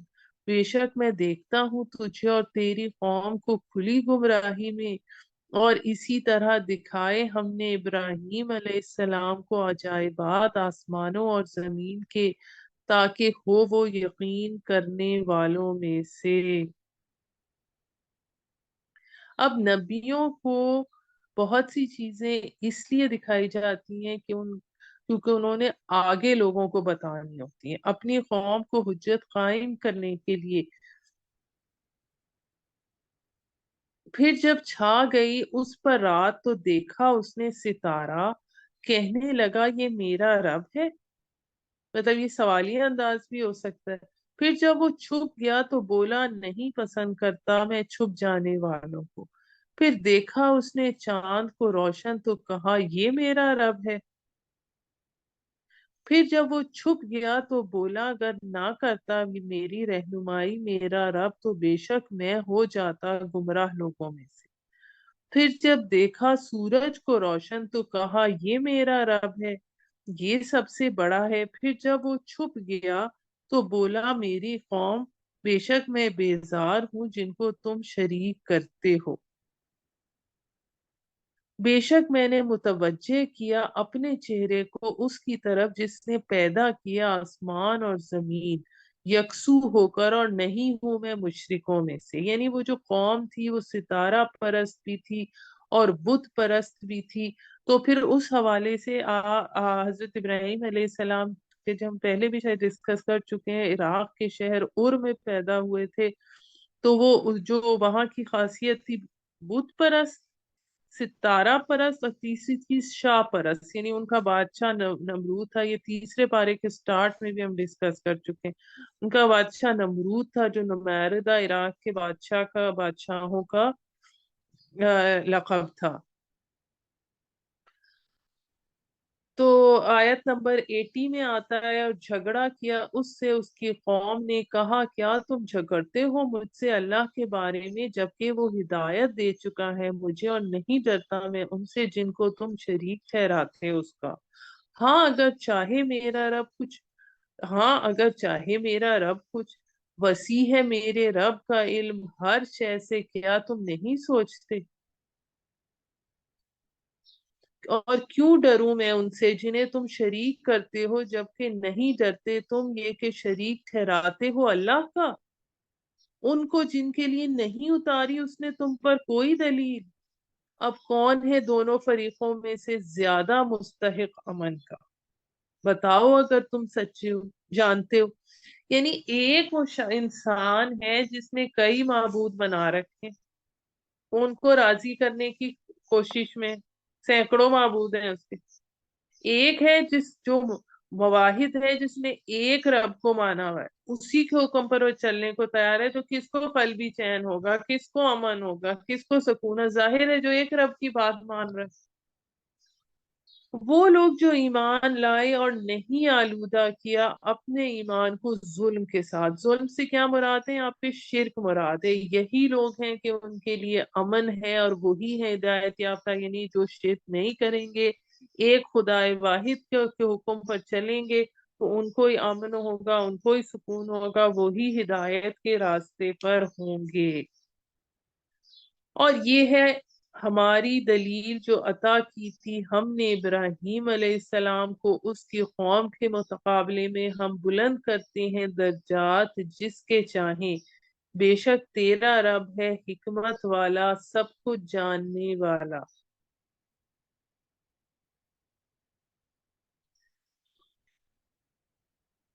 آیت نمبر 84، عطا کی ہم نے اس کو اسحاق اور یعقوب سب کو ہدایت دی ہم نے، اور نوح کو ہدایت دی ان سے پہلے اس کی اولاد میں، داؤد علیہ السلام اور سلیمان اور ایوب اور یوسف، موسیٰ اور ہارون علیہ السلام کو، اور اسی طرح ہم جزا دیتے ہیں نیکوکاروں کو، یعنی 17 انبیاء کے نام آ رہے ہیں، اور زکریا اور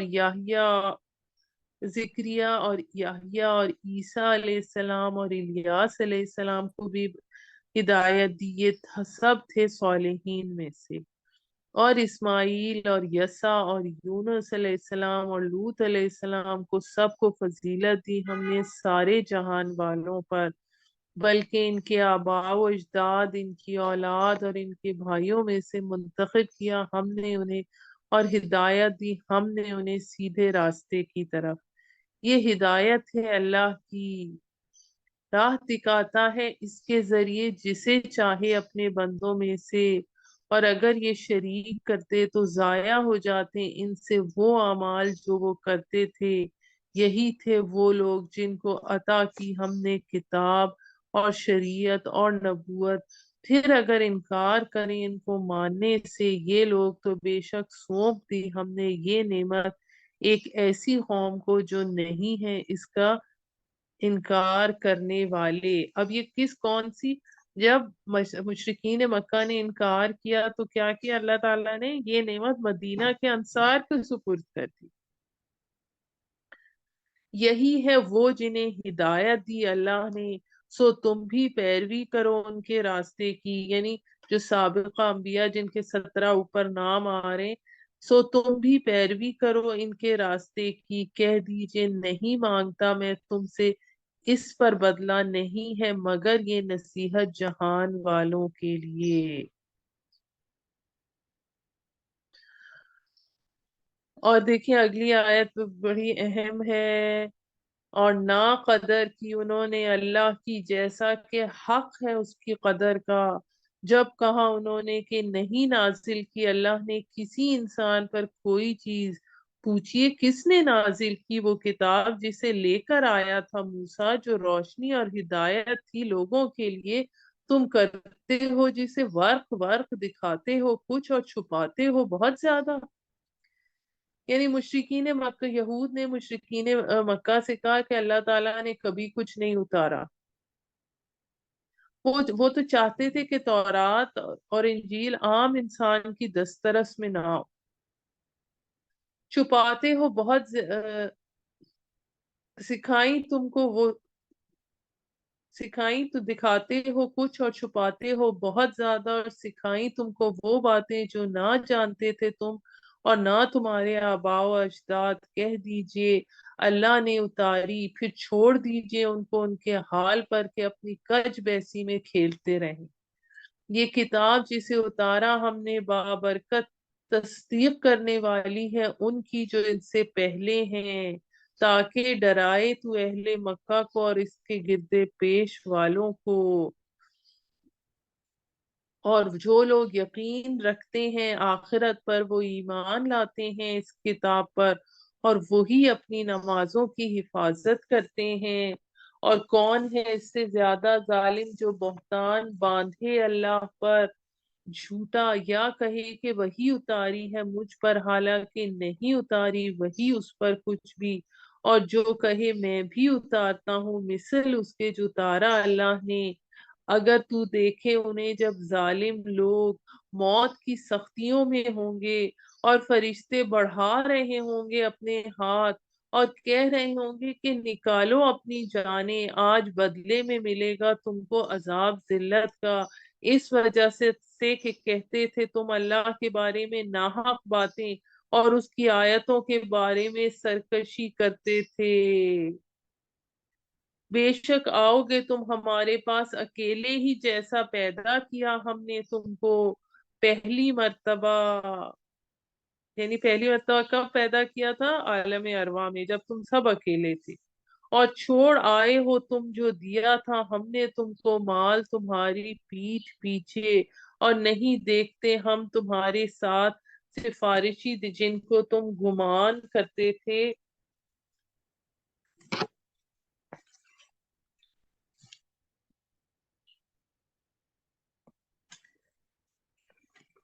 کہ وہ تمہارے لیے اللہ کے شریک ہیں، بے شک منقطع ہو گئے تمہارے تعلقات اور کھو گئے تم سے جن کے متعلق تم گمان کرتے تھے، یعنی کہ چاہے وہ اولیاء ہوں، انبیاء ہوں، جیسے حضرت عیسیٰ کو انہوں نے اللہ کا بیٹا بنایا یا فرشتوں کو اللہ کی بیٹیاں بنایا، وہ جنہیں تم نے اللہ کا شریک ٹھہرایا تھا وہ تمہارے کس کام آئے؟ بے شک اللہ ہی ہے پھاڑنے والا دانے اور گٹھلی کا، نکالتا ہے زندہ کو مردہ سے اور نکالنے والا ہے مردہ کو زندہ سے، یہ ہے تمہارا اللہ، پھر کدھر تم بہکتے ہو؟ پھاڑ نکالنے والا صبح کو اور بنایا رات کو آرام کے لیے اور سورج اور چاند کو حساب کے لیے، یہ اندازے ہیں اس کے جو غالب جاننے والا ہے، اور وہی ہے جس نے بنائے تمہارے لیے ستارے تاکہ رہنمائی حاصل کرو ان سے تاریکیوں میں بحر و بر کی، یعنی ستاروں سے پہلے راستے تلاش کیے جاتے تھے۔ بے شک بیان کی ہم نے آیتیں ان کے لیے جو جانتے ہیں، وہی ہے جس نے پیدا کیا تم کو ایک جان سے، پھر ایک جائے قرار ہے اور ایک سوپنے کی جگہ، بے شک بیان کی ہم نے نشانیاں ان کے لیے جو سوج رکھتے ہیں۔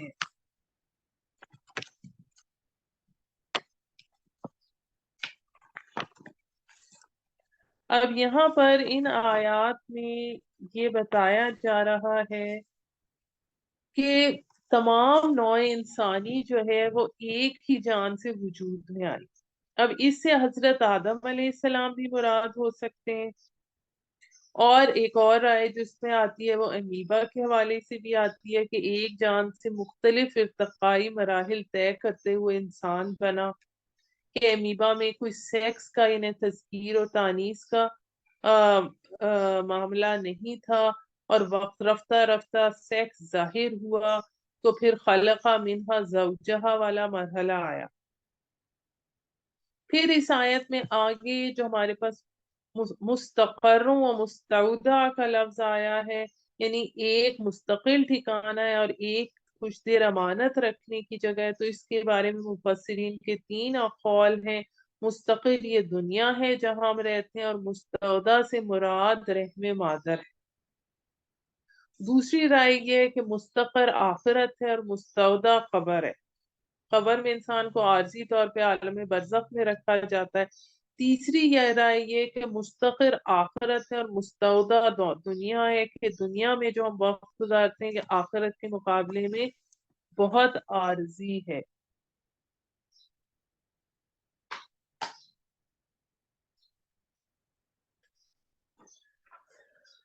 پھر آگے ہمارے پاس آیت نمبر 99 آتی ہے، وہی ہے جس نے نازل کیا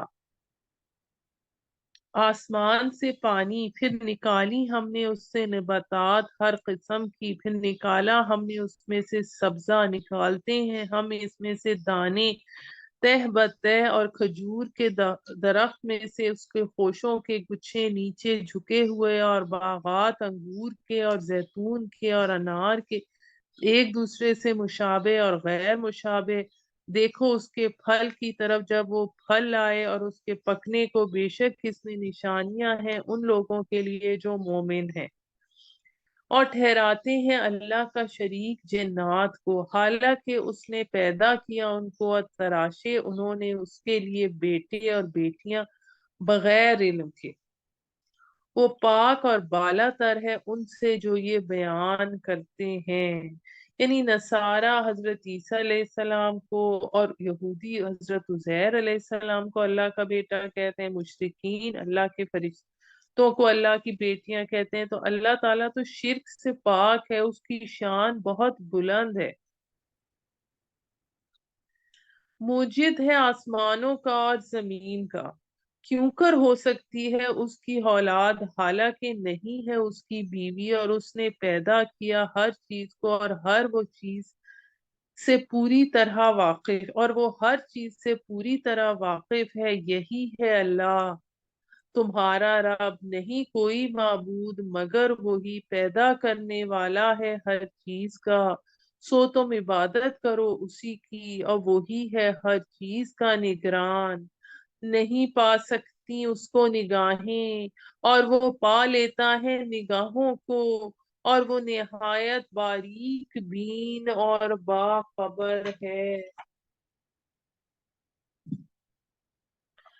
نہایت باریک بین اور باخبر ہے، یہ گزری ہمارے پاس آیت نمبر 103 اور آیت نمبر 103 کے حوالے سے اللہ تعالیٰ کی جو اس میں صفات بیان کی گئی ہیں کہ اللہ تعالیٰ بہت باریک، یعنی اس کی اس کی لطافت یہ ہے، وہ اتنا لطیف ہے کہ انسانی نگاہیں اس کا ادراک نہیں کر سکتے۔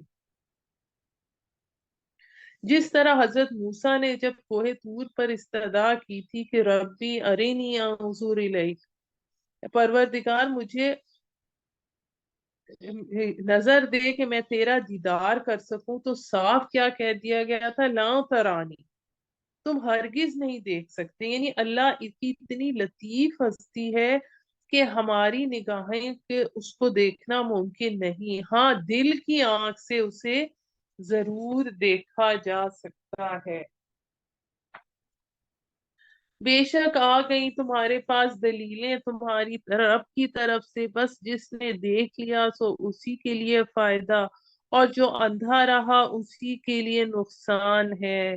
یعنی اگرچہ اللہ تعالیٰ تو ہمیں نظر نہیں آتا، لیکن اس کی دلائل، اس کی نشانیاں ہمارے سامنے، تو جو کوئی دل کی آنکھ سے دیکھے گا وہ اللہ کو پا لے گا۔ جو اندھا بن گیا، جس نے اپنی آنکھیں بند کر لی، اللہ کی نشانیوں کو نہیں پہچانا، اس نے اپنا ہی نقصان کیا۔ اور نبی صلی اللہ علیہ وآلہ وسلم اس پر نگہبان نہیں ہیں۔ اسی طرح بیان کرتے ہیں نشانیاں تاکہ وہ بول اٹھیں کہ پڑھ لیا تو نے قرآن کے، بیان کریں اسے قوم پر جو جانتے ہیں۔ پیروی کیجئے اس کی جو وحی کیا گیا تم پر تمہارے رب کی طرف سے، نہیں کوئی معبود سوائے اس کے، اور منہ پھیر لیجئے شرک کرنے والوں سے۔ اگر چاہتا اللہ تو نہ شرک کرتے وہ لوگ، اور نہیں بنایا ہم نے تجھ کو ان پر نگہبان، اور نہیں تو ان پر داروغہ۔ اور نہ برا کہو ان کو جن کو یہ پکارتے ہیں اللہ کے سوا، پس وہ برا کہیں گے اللہ کو عداوت سے بغیر علم کے۔ اسی طرح مزین کیا ہم نے ہر گروہ کے لیے ان کے اعمال کو، پھر اپنے رب کی طرف ان کو لوٹنا ہے، تب وہ جتلا دے گا ان کو جو کچھ وہ کیا کرتے تھے۔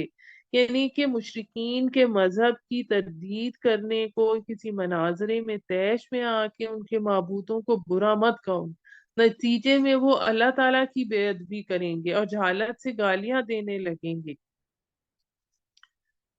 تو یہ نصیحت کی جا رہی ہے یہاں پہ، اور قسمیں کھاتے ہیں یہ اللہ کی سخت قسمیں کہ اگر آئی ان کے پاس نشانی تو ایمان لائیں گے اس پر۔ کہہ دیجئے بے شک نشانیاں تو اللہ ہی کے پاس ہیں، اور کیا معلوم ہے تم کو یہ کہ وہ جب بھی آ جائیں تب بھی نہ ایمان لائیں گے، اور ہم پھیر دیں گے ان کے دل اور ان کی آنکھیں، یوں جیسے نہیں ایمان لائے اپنی نشانیوں پر پہلی مرتبہ، اور چھوڑ دیں گے ان کو اپنی سرکشی میں بہکتے ہوئے۔ اب یہ جو آیت نمبر 110 ہے، جو آخری آیت ہے اس پارے کی، یہ اس حوالے سے بہت اہم ہے ہمارے آج کل کے یعنی تعویل عام کے حوالے سے، جیسا کہ ہم نے تعویل خاص یا تعویل عام کی بات کی تھی، کہ دیکھیں اللہ تعالیٰ نے انسان کو جو صلاحیتیں دی ہیں، اگر وہ ان کو استعمال کرتا رہتا ہے تو اس میں اضافہ ہوتا رہتا ہے۔ اگر آپ دوسروں کو علم سکھائیں گے تو آپ کے اپنے علم میں اضافہ ہو۔ اگر آپ آنکھ کو استعمال کریں گے تو آنکھ صحت مند رہے گی، اس کی بصارت برقرار رہے گی، لیکن اگر آنکھ پر پٹی باندھ دے دیں گے تو چند مہینے بعد اس کی بصارت ختم ہو جائے گی۔ اسی طرح انسان کے جوڑ ہیں، اگر انسان ان کو حرکت میں رکھے گا تو وہ صحیح چلیں گے، اور اگر ان کو پلسٹر چڑھا دیں گے تو چند مہینوں بعد ان کی حرکت ختم ہو جائے گی۔ اسی طرح جو بھی صلاحیت اللہ تعالیٰ نے انسان کو استعمال کرنے کو دی ہے، اگر وہ اسے استعمال نہیں کرے گا تو آہستہ آہستہ وہ صلاحیت ختم ہو جائے گی۔ اسی طرح حق کو پہچاننے کی صلاحیت ہے، اب اس کے دل نے گواہی دی یہ قرآن حق ہے، یہ سچ ہے، لیکن کسی تعصب کی وجہ سے، کسی ضد کی وجہ سے، کسی ہٹ دھرمی کے سبب اس نے حق کو دیکھنے، سمجھنے، ماننے سے انکار کیا، تو اس کی حق شناسی کی، حق کو جاننے کی صلاحیت قدرے کچھ حد تک کم ہو جائے گی۔ پھر دوبارہ زندگی میں کوئی موقع آیا، حق کی کوئی چنگاری اس کے دل میں روشن ہوئی، تو اس کا اثر اب پہلے سے کم ہو۔ اس کے بعد پھر یہ شخص مسلسل جان بوجھ کر، یعنی حق کو جاننے کے باوجود اس کا مسلسل انکار کرتا رہا، تو آہستہ آہستہ کیا ہوگا، وہ نوبت آ جائے گی کہ حق کو پہچاننے کی صلاحیت اس کے اندر سے ختم ہو جائے گی۔ جو سورہ بقرہ کی آیت نمبر 7 میں کیا آتا ہے؟